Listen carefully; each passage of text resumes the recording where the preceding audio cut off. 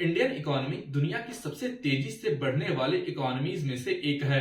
हर साल हम development, technology और इंफ्रास्ट्रक्चर में नए माइलस्टोन अचीव कर रहे हैं, लेकिन इस ग्रोथ स्टोरी के बीच एक बहुत बड़ा दुश्मन छुपा हुआ है जो देश की नींव को खोखला करने की कोशिश कर रहा है।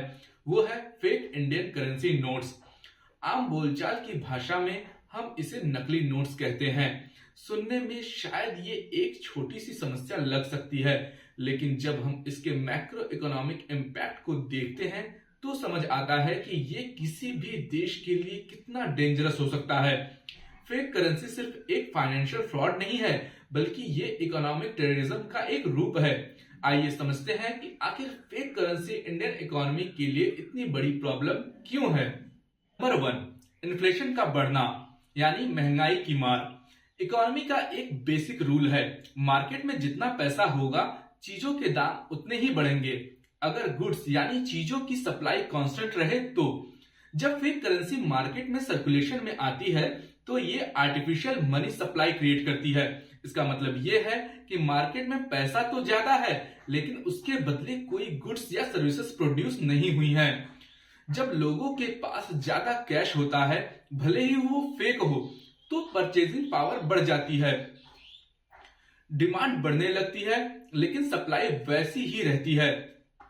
इसका सीधा असर इन्फ्लेशन यानी महंगाई पर पड़ता है। इमेजिन कीजिए कि मार्केट में नकली नोट्स के जरिए करोड़ों रुपए पंप कर दिए गए। इससे प्राइसेस ऊपर जाएंगे और इसका सबसे बुरा असर गरीब और मिडिल क्लास आदमी पर पड़ेगा, जिनकी असली मेहनत की कमाई की वैल्यू गिर जाएगी।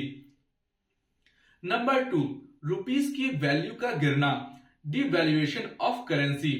किसी भी देश की करेंसी की वैल्यू उस देश की इकोनॉमिक स्टेबिलिटी पर डिपेंड करती है। अगर मार्केट में फेक करेंसी बहुत ज्यादा हो जाए तो इंटरनेशनल मार्केट में उस करेंसी पर से ट्रस्ट कम होने लगता है। जब फॉरेन इन्वेस्टर्स या इंटरनेशनल बॉडीज देखती हैं कि इंडिया में फेक करेंसी का सर्कुलेशन हाई है, तो वो इंडियन रुपीस को अनस्टेबल मानने लगता है। इससे फॉरेन डायरेक्ट इन्वेस्टमेंट FDI कम हो सकती है। इंटरनेशनल ट्रेड में रुपीस की परचेजिंग पावर भी कम हो जाती है। डॉलर्स के मुकाबले रुपी कमजोर होने लगता है। जब रुपी कमजोर होता है तो हमारा इंपोर्ट जैसे पेट्रोल, इलेक्ट्रॉनिक्स महंगा हो जाता है, जो वापस इकोनॉमी पर बोझ डालता है।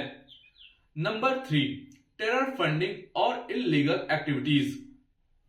फेक करेंसी का सबसे डेंजरस एस्पेक्ट सिर्फ इकोनॉमिक लॉस नहीं है, बल्कि नेशनल सिक्योरिटी है। जांच एजेंसीज जैसे NIA, CBI की रिपोर्ट्स के मुताबिक इंडिया में फेक करेंसी का असर अक्सर एंटी नेशनल एलिमेंट्स करते हैं। नकली नोट सिर्फ कागज के टुकड़े नहीं हैं, ये बारूद खरीदने का एक जरिया होता है। टेररिस्ट ऑर्गेनाइजेशंस, ड्रग माफियाज और आर्म्स डीलर्स फेक करेंसी को फंडिंग टूल की तरह यूज करते हैं, क्योंकि उन्हें यह पैसा प्रिंट करके मुफ्त में मिलता है। वो इसे बिना किसी हिसाब के खर्च कर सकते हैं। टेररिज्म, बॉम्ब ब्लास्ट और अटैक्स के लिए रिसोर्सेज खरीदना इनका मेन पर्पस होता है, और साथ ही साथ ये ट्रैफिकिंग, ड्रग्स की स्मगलिंग के लिए पेमेंट्स करने में यूज करते हैं। आर्म स्मगलिंग जैसे इलीगल हथियार को खरीदने में।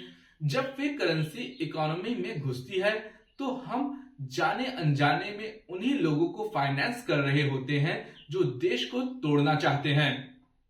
नंबर 4, बैंकिंग सिस्टम पर प्रेशर। बैंक्स किसी भी इकोनॉमी की बैकबोन होती है। फेक करेंसी बैंक के लिए एक नाइटमेयर बन सकती है, जिससे कि डिटेक्शन कॉस्ट यानी बैंक को फेक नोट्स को डिटेक्ट करने के लिए महंगी मशीन और ट्रेंड स्टाफ की जरूरत पड़ती है। ये ऑपरेशनल कॉस्ट को बढ़ाता है। Loss of credibility. अगर कभी किसी ATM से नकली नोट निकल जाए, जो पास्ट में रेयर केसेस में हुआ है, तो पब्लिक का बैंकिंग सिस्टम पर भरोसा हिल जाता है। Transaction delays. जब बैंक्स हर नोट को वेरीफाई करने में एक्स्ट्रा टाइम लगाता है तो ट्रांजैक्शन प्रोसेस स्लो हो जाता है, जो बिजनेस एफिशिएंसी को हर्ट करता है। नंबर 5, आम आदमी का नुकसान, ट्रस्ट डेफिसिट। सबसे ज्यादा नुकसान उस आम आदमी का होता है जो डेली वेजेस पर काम करता है या छोटा बिजनेस चलाता है। इमेजिन कीजिए एक सब्जी बेचने वाला या एक ऑटो ड्राइवर जो दिन भर मेहनत करके 500 या 2000 नोट कमाता है, अगर शाम को उसे पता चले कि वो नोट नकली है तो उसकी पूरे दिन की मेहनत पानी में चली जाती है। वो उस नोट को बैंक में डिपॉजिट नहीं कर सकता क्योंकि वो अपने आप में एक क्राइम है। वो उसे मार्केट में यूज नहीं कर सकता है। उसके पास उस नोट को फाड़ कर फेंकने के अलावा कोई रास्ता नहीं बचता। इससे सोसाइटी में एक ट्रस्ट डेफिसिट पैदा होता है। लोग बड़े नोट लेने से डरने लगते हैं। शॉपकीपर्स हर नोट को शक की नजर से देखते हैं, जिससे नॉर्मल बिजनेस ट्रांजैक्शन में रुकावट आती है। नंबर 6, ब्लैक मनी का सर्कुलेशन। ब्लैक मनी यानी कि काला धन और फेक करेंसी का गहरा रिश्ता है। जिनके पास अनअकाउंटेड वेल्थ होती है वो अक्सर कैश में डील करते हैं। फेक करेंसी स्मगलर्स इसी कैश इकोनॉमी का फायदा उठाते हैं। जब रियल एस्टेट या गोल्ड जैसे सेक्टर्स में हैवी कैश ट्रांजैक्शंस होते हैं तो वहां फेक करेंसी को स्लिप करना आसान होता है। ये फेक मनी सिस्टम में घुसकर व्हाइट मनी बनने की कोशिश करता है, जो टैक्स इवेजन और करप्शन को बढ़ावा देता है। गवर्नमेंट के स्टेप्स और डिमोनेटाइजेशन। गवर्नमेंट ऑफ इंडिया ने फेक करेंसी को रोकने के लिए कई बड़े कदम उठाए हैं। सबसे बड़ा कदम था 2016 का डिमोनेटाइजेशन। इसका एक मेजर ऑब्जेक्टिव फेक करेंसी, जो कि पुराने 500 और 1000 के नोट्स में हैवी क्वांटिटी में थी, को बेकार करना था। इसके अलावा RBI reserve bank of India नए नोट्स में हाई सिक्योरिटी फीचर्स इंट्रोड्यूस रहता है, जैसे कि सिक्योरिटी थ्रेड जो लाइट को सामने कलर बदलता है, ब्लीड लाइंस जो विजुअली इंपेयर्ड लोगों को मदद करती है, इंटैग्लियो प्रिंटिंग जिसे छूकर असली नोट की पहचान होती है, लेटेंट इमेज नोट को टिल्ट करने पर देखने वाली वैल्यू। हालांकि काउंटरफिटर्स भी नए तरीके ढूंढ लेते हैं, इसीलिए ये एक ऑनगोइंग बैटल है। डिजिटल पेमेंट्स यूपीआई का बढ़ना भी फेक करेंसी के खिलाफ एक बड़ा वेपन है, क्योंकि डिजिटल ट्रांजैक्शन में नकली नोट का कोई स्कोप नहीं होता। अंत में यह कहना गलत नहीं होगा कि फेक करेंसी इंडियन इकोनॉमी के लिए कैंसर जैसा है। यह धीरे धीरे इकोनॉमी के वाइटल ऑर्गन बैंकिंग, ट्रेड और नेशनल सिक्योरिटी को डैमेज करता है। एक स्ट्रांग इकोनॉमी के लिए करेंसी पर भरोसा होना सबसे जरूरी है।